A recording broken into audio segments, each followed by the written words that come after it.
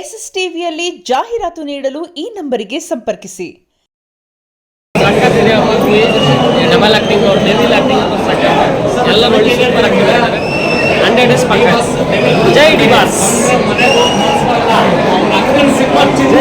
Cinema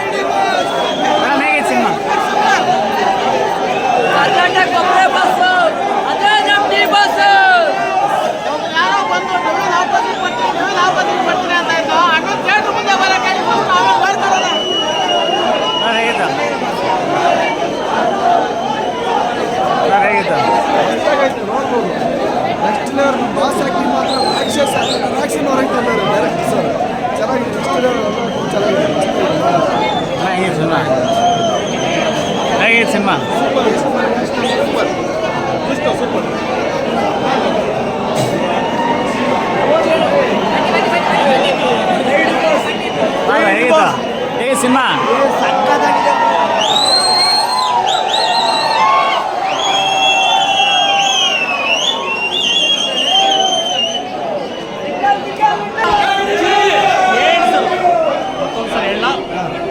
devil movie ನೋಡಕ್ ಬರಬೇಡಿ, ಬಂದೇ ಮನೆಗೆ ಹೋಗಿ ಬನ್ಸ್ಬಾರಲ್ಲ. ಅವನ ಅಕ್ಕನ ಸಿನಿಮಾ ಚಿಂದಿ.